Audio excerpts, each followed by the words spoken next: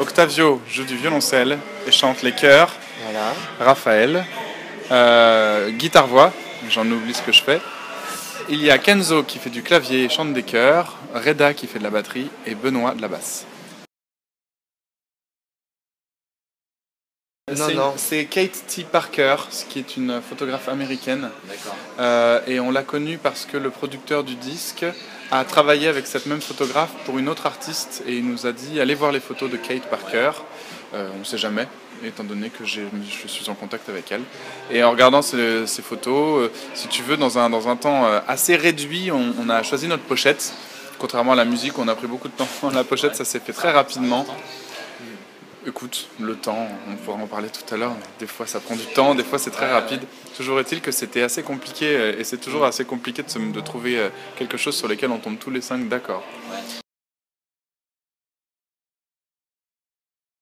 Et donc en cherchant, en faisant nos fouilles, on a regardé les photos de Kate Parker et il se trouve que celle-ci, on était tous les 5 d'accord. Tout à fait. Et que c'est rare.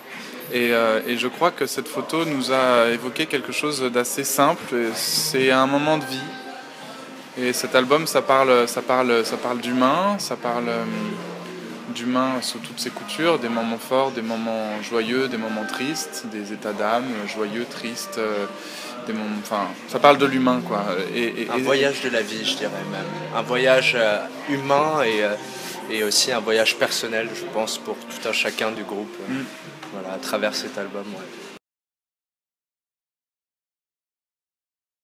Alors ça a commencé, je dirais, par les premières ébauches suite à un voyage en Normandie. Ça a commencé là en fait.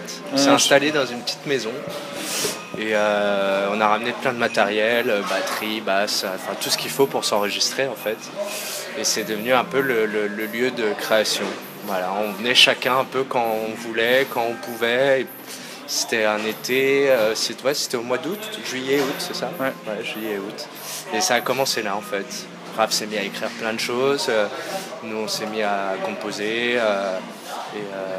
Puis voilà, ça a tourné entre tous les 5, les idées ont fusé, toujours en partant quand même d'une base, très souvent de guitare-voix.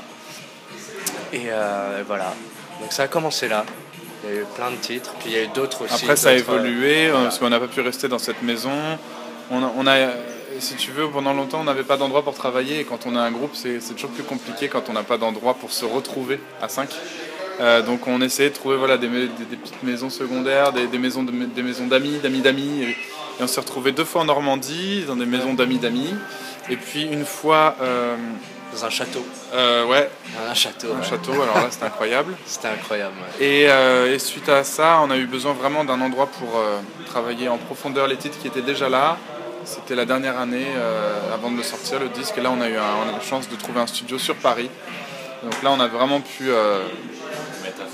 mettre à fond dedans, finir le travail, les arrangements, maqueter voilà, avant d'enregistrer pour de bon. Et donc tout ça, c'était un long processus. Alors plusieurs raisons. Déjà la première c'est que les membres du groupe, on a tous des univers et des influences très différentes, musicales et culturelles, puisque on a des origines un peu tous différentes.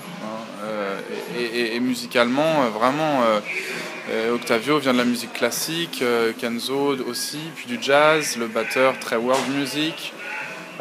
Moi j'ai navigué aussi dans le reggae, le blues et puis les textes, donc la chanson aussi. Tout ça déjà crée à la base une grande diversité qu'on a essayé d'apprivoiser au fil du temps pour trouver une identité namasté, musicale déjà. Et ensuite je crois que la teneur monde elle vient aussi des propos.